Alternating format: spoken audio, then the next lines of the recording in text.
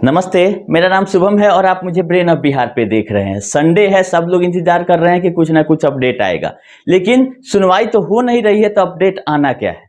जो Delhi high court में हम लोग उम्मीद लगा के बैठे थे कि एसएफआई वाले मामले में सुनवाई होगा तो कुछ अपडेट आएगा, लेकिन जैसा अनुमान सब लोग लगा रहे थे कि अगला डेट मिलेगा, वैसा ही हुआ है। केवल दो वर्ड लिखा गया है ऑर्डर में कि लिस्ट ऑन 16/9/2025। हम आप लोग को पहले बता चुके हैं कि 17 बार ऐसा किया जा चुका है, 18वें बार भी फिर डेट दे दिया गया। और पब्लिक को इससे ज्यादा जानने की जरूरत क्या है? ऑर्डर में क्यों डेट दिया गया, नहीं दिया गया, सुनवाई में क्या हुआ, कुछ नहीं लिखा जाता है। केवल बोल दिया जाता है कि इसको लिस्ट कीजिए 16/9/2025 को। यही अपडेट है दिल्ली हाई कोर्ट वाले केस का, एसएफआई। हालांकि हम उस एफआईए इसमें आपका आरटीआई करके इंफॉर्मेशन लेने की का प्रयास किए हैं एसएफआईओ से कि आपका सुनवाई कब है, या आप कब रिपोर्ट दीजिएगा, या अपना इन्वेस्टिगेशन रिपोर्ट दे दिए हैं तो एक कॉपी उसका दिया जाए। कब तक आपका जांच चलेगा? कोई चीज का सीमा होता है ना कि 2 साल, 4 साल, 5 साल। एक्ट के हिसाब से 3 महीना था, फिर 6 महीना था कि एसएफआईओ को अपना रिपोर्ट देना था। ऐसा सहारा बोली थी कि आप अपना रिपोर्ट दीजिए, लेकिन 4 साल से जांच ही चल रहा है। तो कुछ आने की उम्मीद थी कि कोर्ट के ऑर्डर से आएगा, वो भी नहीं आया। अब आरटीआई का इंतजार है कि आरटीआई में मेरे क्या जवाब एसएफआईओ की तरफ से दिया जाता है। इसके पहले वाले आरटीआई में बोला गया था कि जांच चल रही है और कुछ हम इसमें से आप लोगों को नहीं बता सकते हैं कि जांच प्रभावित हो सकती है। लेकिन हम ये तो पूछ रहे हैं कि आपका जांच कंप्लीट कब होगा, यही बता दीजिए, क्योंकि लोग इंतजार कर रहे हैं और काफी टेंशन में है कि एसएफआईओ के जांच पे बहुत कुछ डिपेंड करता है कि क्या सहारा में एक्चुअली स्कैम हो चुका है, ताकि लोग ये मान ले कि मेरा पैसा डूब गया, उम्मीद छोड़ दें। आज तो कम से कम उम्मीद में जिंदा है ना कि 25,000 करोड़ सहारा से भी अकाउंट में जमा था, और कुछ भी नहीं होगा तो प्रिंसिपल अमाउंट का उम्मीद लोग लगा कर बैठे हैं कि उतना मिल जाएगा अगर सरकार चाहे तो। क्योंकि सरकार ने चाहा तो 5,000 करोड़ रिलीज हो गया सहारा से भी से। ये सहारा के चाहने से नहीं हुआ था। सरकार चाहेगी तो भुगतान कोई बड़ी बात नहीं है, और जितना पैसा रखा हुआ है, जो प्रॉपर्टी रिलाइजेबल है, जितना आ सकता है उतना सरकार चाहेगी तो तुरंत आपको मिल सकता है।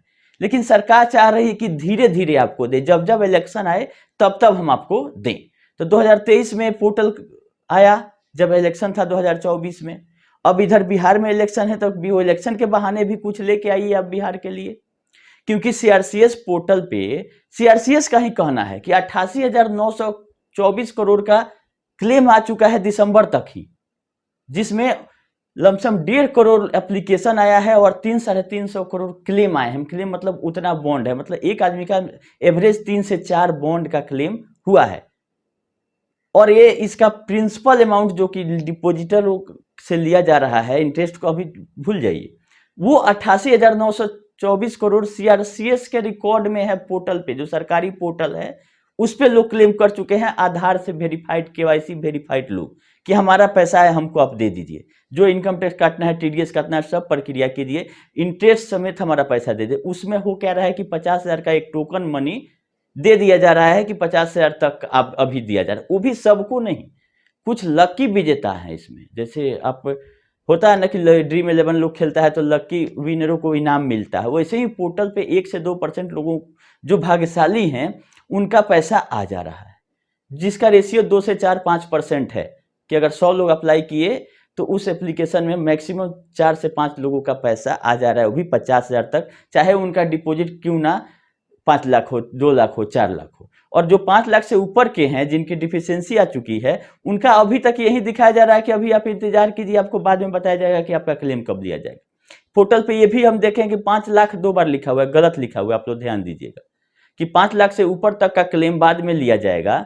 वो 5 लाख वर्ड में भी लिखा हुआ है और लाख उसके बाद लगा दिया गया है, मतलब ये हो गया आपका 5 लाख करोड़। तो लिखने वाले या जो कमेटी के पढ़े लिखे ज्ञानी लोग बैठे हैं, उन लोगों को ध्यान देना चाहिए कि कैसे लिखा जाता है 5 लाख और उसके बाद लाख लिख देते हैं, और इतना मोटा मोटा सैलरी इनको दिया जा रहा है। और हमारा तो कमेंट करना इस पे गलत है, लेकिन जो चीज सामने है आप लोग भी देख के बता सकते हैं कि कमेटी में जो भी लोग हैं, वो अभी तक जो काम किए हैं उससे लोगों को फायदा नहीं हुआ है। अगर आपका सक्सेस रेशियो 2% है, 4% है, तो आप फेल्योर है। ऐसा नहीं है कि सिस्टम ये गलत है, जो भी चीज लाया गया था बहुत सोच समझ के अच्छी तरीके से लाया गया था और इसको सक्सेस अभी से भी किया जा सकता है।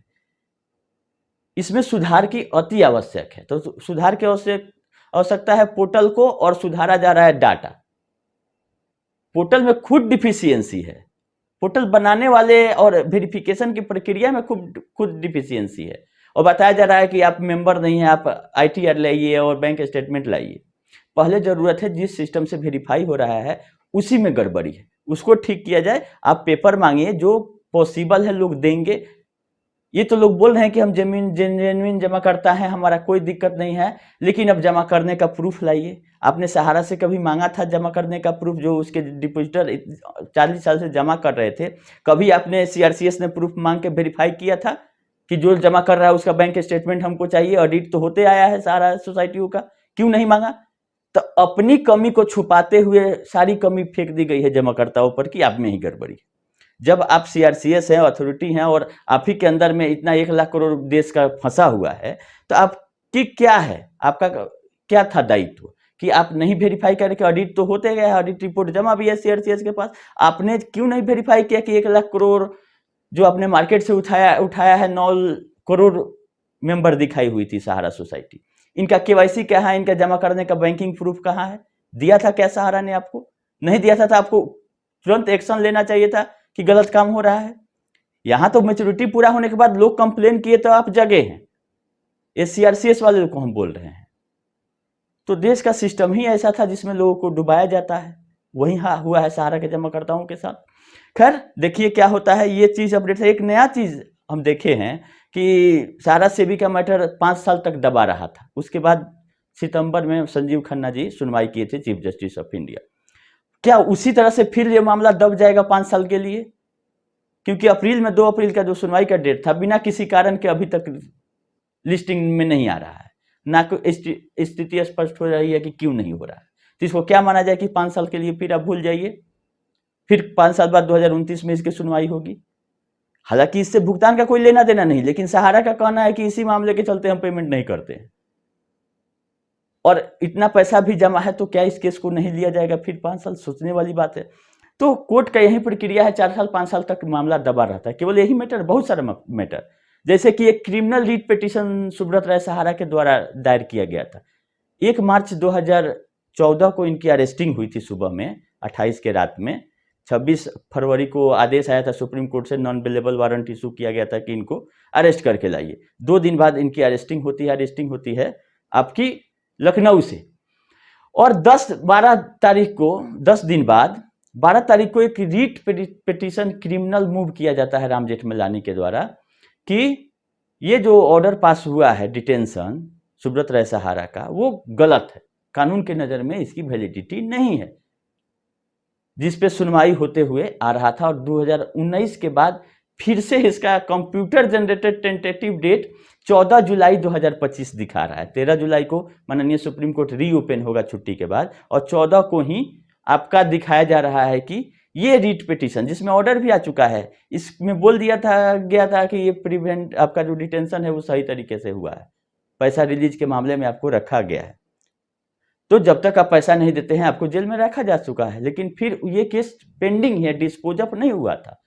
तो 19 के बाद 5 साल के बाद 2025 में, वो भी 14 जुलाई को, इसका टेंटेटिव कंप्यूटराइज लिस्टिंग दिखा रहा। अभी सुनवाई होगा नहीं होगा। अब इसमें कुछ मूर्खदानी चाटुकार आएंगे और कहेंगे कि सहारा ने किया है, कि जज पे कार्रवाई करने के लिए केस को भी ऊपर किया गया है। ऐसा इनको इसके पहले कोई जानकारी नहीं होगी कि ऐसा भी केस मामला चल रहा है, लेकिन अब हम बोल दिए, अब आ जाएंगे मूर्खदानी लोग और कहेंगे कि सब सहारा की तरफ से किया जा रहा है और गुड न्यूज आने वाला है। गुड न्यूज आए, कोई नहीं रोक रहा है। बहुत लोग नए मठाधीश लोग आए हैं फिर मार्केट में कि सब कुछ अच्छा हो जाए, सब कुछ अच्छा हो जाएगा तो हम लोगों को बक बक करने की क्या जरूरत है? पैसा लोगों का मिल जाए, हम लोगों के जमाकर्ताओं को मिल जाए, टेंशन फ्री रहिए। ऐसा थोड़ी है कि हम लोग पैसा मिल रहा था उस समय कोई निगेटिव बोल रहा था। वो तो 10 साल तक पैसा नहीं मिलने के बावजूद भी सब लोग साथ दिए सहारा का, इसलिए कि आज नहीं कल ये सही काम करेगी। लेकिन 2020 के बाद जब लगा कि नहीं टोटल घपला है, नहीं अब आवाज उठाएंगे तो 1 रुपया भी नहीं मिलेगा, तब जाके लोगों ने बोलना और कंप्लेन करना शुरू किया। ये सहारा से भी विवाद और क्यूसॉप में ट्रांसफर सब तो एजेंट लोगों के द्वारा ही कराया गया था, गुड फेथ में लेते हुए कि कहीं 1 रुपया आपका नहीं डूबेगा, सुब्रत राय मालिक है। ये क्या जान रहे थे कि मालिक पैसा लेने के लिए है, जब देने का बारी आएगा तो रिजाइन करके सब बाल बच्चा भाग जाएगा इसका। तो यही सब अपडेट था, संडे था, सब लोग इंतजार कर रहे होंगे कि क्या अपडेट है नहीं है। तो पटना हाई कोर्ट और दिल्ली हाई कोर्ट कहीं भी अभी डेट आया नहीं है कि कब सुनवाई होगा। खैर 4 महीना के बाद बोला गया, उस दिन भी होगा कि नहीं होगा कोई गारंटी नहीं है। पटना हाई कोर्ट में जो एफआईआर था उसका भी अभी डेट नहीं आया है, क्योंकि छुट्टी चल रहा है, छुट्टी के बाद ही होगा। और माननीय सुप्रीम कोर्ट में क्या मैटर दबा ही रह जाएगा या कुछ होगा, क्योंकि हमने मीडिएशन का भी इन्फॉर्मेशन आप लोगों को दिया था, वो भी पोर्टल पे दिखाया गया था, तब हमने आप लोगों को बताएगा। तो जब तक ऑथेंटिक डाटा मेरे पास आता नहीं है, हम आप लोगों को नहीं बताते हैं। लेकिन कुछ लोग ऐसे हैं कि बीच में आके गुड न्यूज कर रहे हैं। आज भी हम उनका विरोध नहीं कर रहे हैं, अच्छा है कि आप गुड न्यूज दीजिए, लेकिन उसका वेरिफिकेशन कहीं से, उसका क्लू दीजिए कि आप कहां से बता रहे हैं, क्योंकि जितना पीछे आप लोग बताए हैं कोई भी सही नहीं साबित हुआ है। और लोग उम्मीद में है कि कहीं ना से कुछ अच्छा न्यूज आए जिससे कि पैसा मिले। आप अच्छा न्यूज दीजिए, लेकिन जो आप पिछले वीडियो में आप ही बोले हैं उसको देखिए कि हमने क्या बोला था, वो क्यों नहीं हुआ, उसका भी जवाब आपको आके देना चाहिए कि हाँ हमने पिछले वीडियो में आप लोगों को बता दिया था, हमसे गलती हो गई, बोल दीजिए कि हम अपना वीडियो चलाने के लिए झूठ बोल दिए। बोलिए, अगर कहीं से आपसे गलती हो जाती है तो ऐसा नहीं है कि हमसे गलती नहीं हो सकती, हो सकती है, लेकिन उसको एक्सेप्ट कर लीजिए कि हमसे गलती हुई। हम 2 पैसा कमाने के लिए अंड बंड बकते रहते हैं आके यूट्यूब पे। खैर, जो जिसको जो बोलना है बोले, जो सच्चाई रहेगी, जो डाटा हमारे पास रहेगा, आते रहा है हमारे चैनल पर और आगे भी आएगा। आप लोग जुड़े रहें और सही गाइडलाइन भी दिया जाएगा। एफआईआर के बारे में भी हम बोले थे, सब लोग हमको फ़ोन कर रहे हैं कि अभी डाटा, हम कहाँ से अभी डाटा दे दें, अभी हमको फुर्सत नहीं है। हम अपना आईए लगाने में लगे हुए हैं, सुप्रीम कोर्ट में आईए छुट्टी में ही फाइल करवाना है।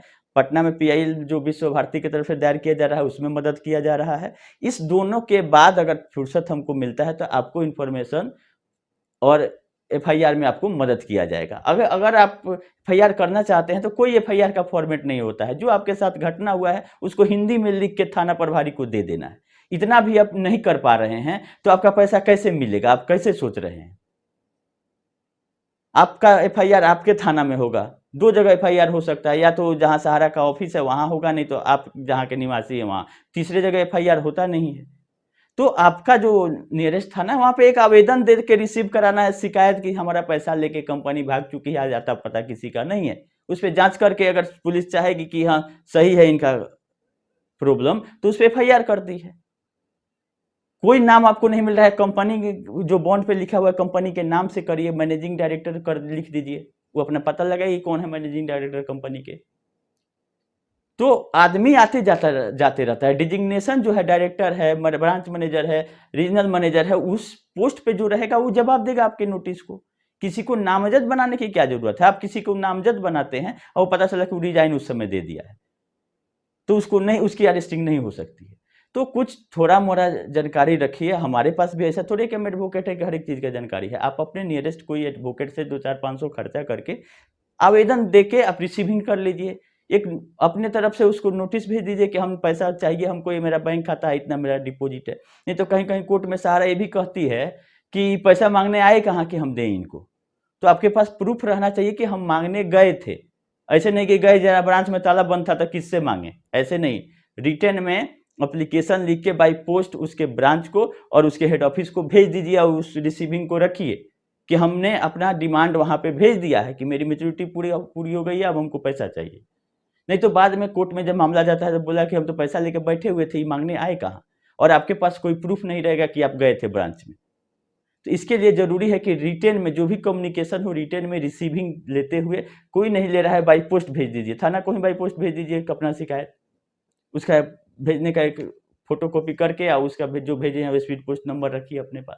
बहुत सारा तरीका है, आप अपने एडवोकेट या कानूनी सलाहकार जो भी हैं उनसे राय लेके आगे बढ़ सकते हैं। अगर आपका ज़्यादा पैसा है, कुछ ना कुछ हाथ पैर अपना भी चलाना पड़ेगा। खाली यूट्यूबर लोग चाहे हमारे भरोसे रहिएगा तो नहीं चलेगा। हम लोग थोड़ा बहुत गाइड कर सकते हैं जितना जानते हैं। बाद बाकी अपडेट जो है केस से रिलेटेड हम देते रहेंगे। अभी कोई अपडेट नहीं है क्योंकि सुनवाई नहीं हो रही है। चलिए, अभी आईपीएल पे भी बहुत लोगों का नज़र है। कल परसों फाइनल है, आज क्वालिफायर है मुंबई और आपका पंजाब का देखिए कौन जीतता है, काफ़ी लोग एक्साइटेड हैं कि आरसीबी इस बार जीते विराट कोहली के चलते। हम लोग भी यही मना रहे हैं कि आरसीबी जीते, बहुत दिन से, चाहे जब से आईपीएल आया विराट कोहली की टीम नहीं जीती है, तो हम लोग यही चाह रहे हैं कि विराट कोहली की टीम जीते। बाकी जैसा अपडेट रहेगा हम करते रहेंगे, अभी के लिए इतना ही, धन्यवाद।